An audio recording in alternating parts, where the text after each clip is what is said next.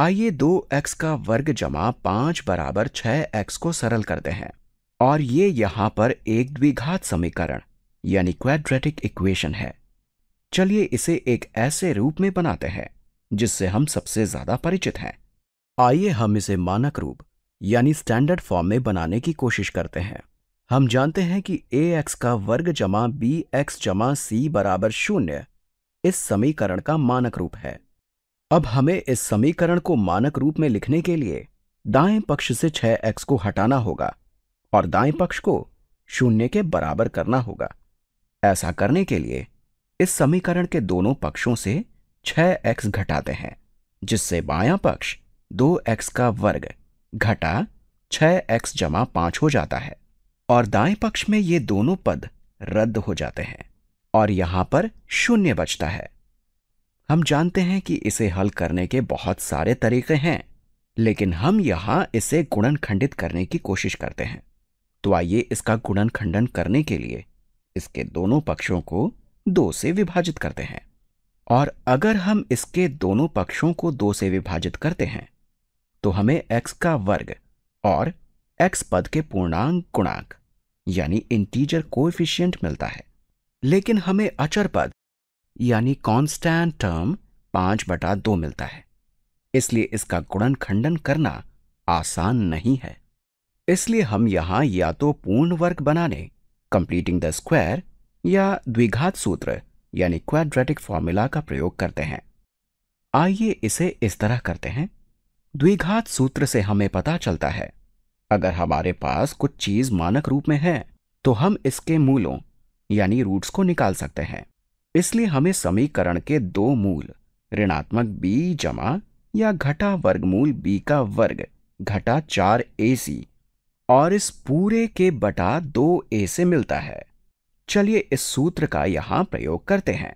यहां पर यह ऋणात्मक b है और ये ऋणात्मक b बराबर ऋणात्मक चिन्ह गुणा ऋणात्मक 6 है, इसलिए यह धनात्मक 6 जमा या घटा वर्गमूल b का वर्ग है और ऋणात्मक 6 का वर्ग 36 घटा 4 गुणा a यानी 2 गुणा c यानी 5 और इस पूरे के बटा 2a यानी 2 गुणा 2 बराबर 4 है। चलिए इसे सरल करते हैं। यहां पर 36 घटा 4 गुणा 2 गुणा 5 है और यहां ये 40 है, इसलिए यहां 36 घटा 40 है।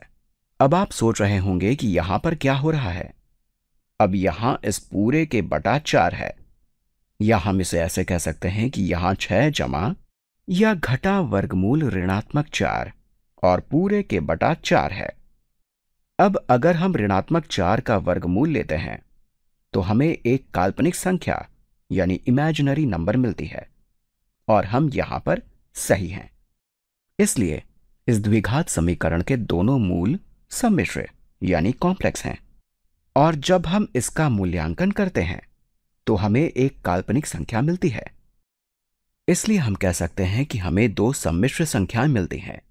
चलिए इसे हल करते हैं।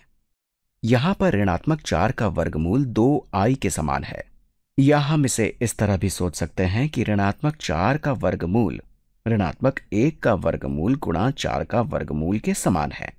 हम यहां पर इसे एक साथ लिख लेते हैं और ये ऋणात्मक करणी यानी रेडिकल में 1 गुणा 4 ऋणात्मक 1 का वर्गमूल गुणा 4 का वर्गमूल के समान है और ऋणात्मक 1 का प्रधान वर्गमूल i गुणा 4 का प्रधान वर्गमूल 2 है, जिसे हम 2i या 2 गुणा i लिखते हैं। इसलिए ये यहां पर 2i हो जाता है और हमारे पास x बराबर 6 जमा या घटा 2i और पूरे के बटा 4 बचता है। और अगर इसे सरल करना है तो हम इसके अंश यानी न्यूमरेटर और हर यानी डिनोमिनेटर को 2 से विभाजित करते हैं। ऐसा करने से हमें 3 जमा या घटा i और पूरे के बटा 2 मिलता है। अगर हम इनको 2 अलग सम्मिश्र संख्याओं की तरह लिखना चाहते हैं तो हम इसे 3 जमा i और पूरे के बटा 2 लिख सकते हैं, या अगर हम यहां पर i को धनात्मक लेते हैं तो हम इसे 3/2 जमा 1/2 गुणा i लिख सकते हैं, या फिर हम इसे 3/2 घटा 1/2 गुणा i भी लिख सकते हैं। अब यहां ये और ये दोनों आपस में समतुल्य यानी इक्विवेलेंट हैं और ये दोनों इसके मूल यानी रूट्स हैं।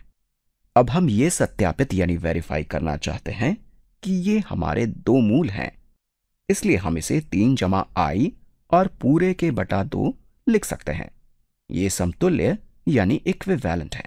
हम देख सकते हैं कि हमने यहां दोनों पक्षों को 2 से विभाजित किया है, या हम इसे इस तरह भी कह सकते हैं कि हम यहां से 1/2 को गुणनखंडन द्वारा बाहर निकालते हैं तो हमें ये व्यंजक मिलता है, और यहां पर यह व्यंजक 3 घटा आई पूरे का बटा 2 हो जाता है।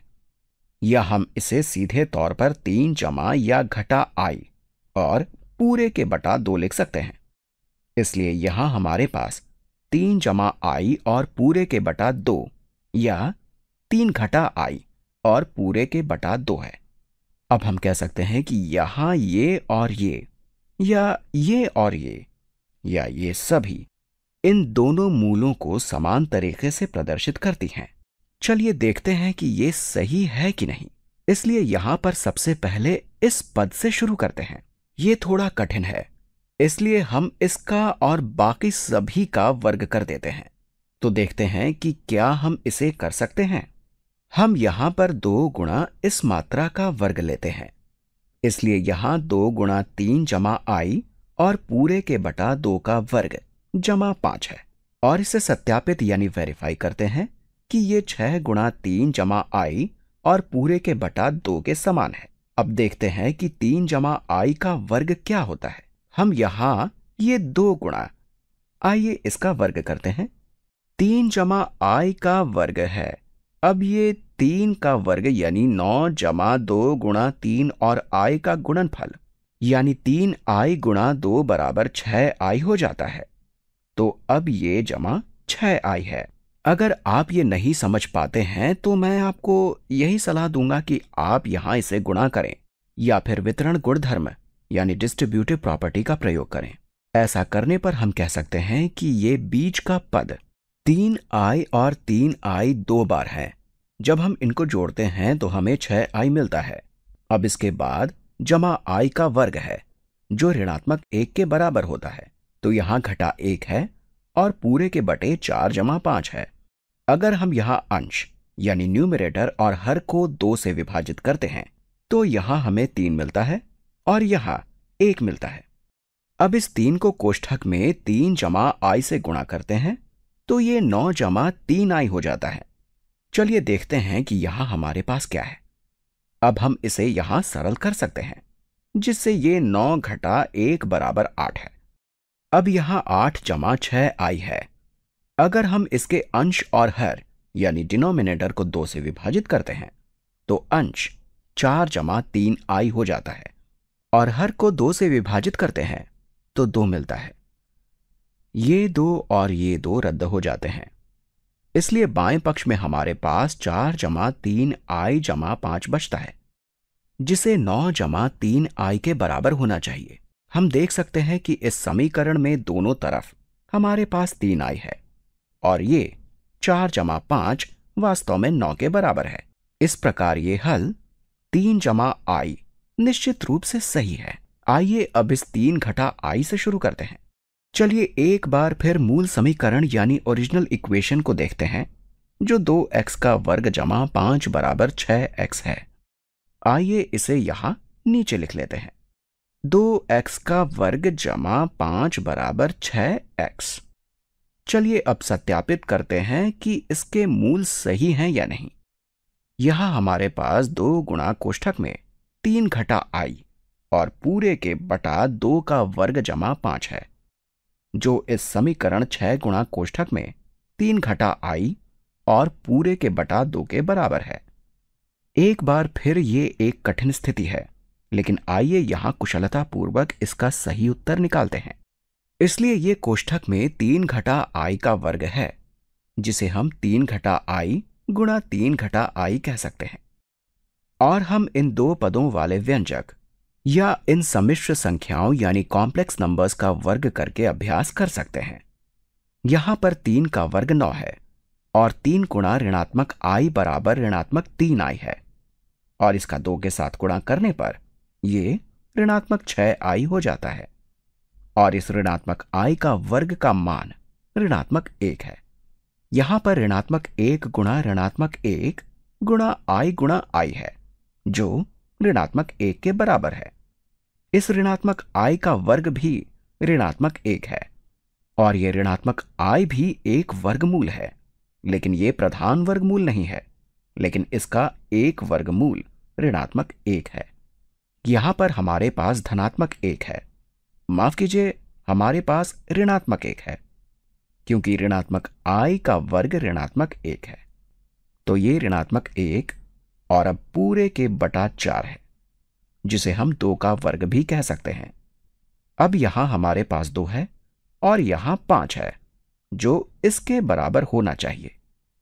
यहां गुणा करने से पहले हम अंश और हर को 2 से विभाजित करते हैं, इसलिए यहां 6 को 2 से विभाजित करने पर 3 मिलता है और 2 को 2 से विभाजित करने पर 1 मिलता है।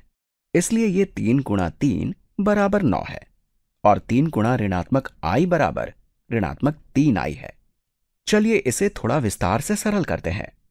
तो ये 9 घटा 1, आइए इसे नीले रंग से लिखते हैं, बराबर 8 हो जाता है। अब यहां हमारे पास 8 घटा 6i बचता है और अगर हम 8 घटा 6i को 2 से विभाजित करते हैं और 4 को 2 से विभाजित करते हैं, तो यहां अंश में 4 घटा 3i मिलता है और हर में 2 मिलता है। तो हमने यहां पर अंश और हर को 2 से विभाजित कर दिया है।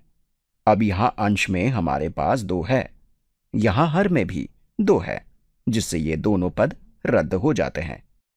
इसलिए इस व्यंजक को सरल करने पर यह 4 घटा 3i जमा 5 हो जाता है और इसे 9 घटा 3i के बराबर होने की जरूरत है। और हमारे पास बाएं पक्ष में ऋणात्मक 3i है और दाएं पक्ष में भी ऋणात्मक 3i है और हमारे पास 1 4 जमा 5 है। चलिए इसका मूल्यांकन करते हैं। यहां बाएं पक्ष में हमारे पास 9 घटा 3i है, जो दाएं पक्ष की सम्मिश्र संख्या 9 घटा 3i के समान है। आइए इसे भी जांच लेते हैं। ये भी एक मूल है। हमने सत्यापित कर लिया है कि ये दोनों सम्मिश्र मूल हैं और ये दोनों मूल इस द्विघात समीकरण को संतुष्ट करते हैं।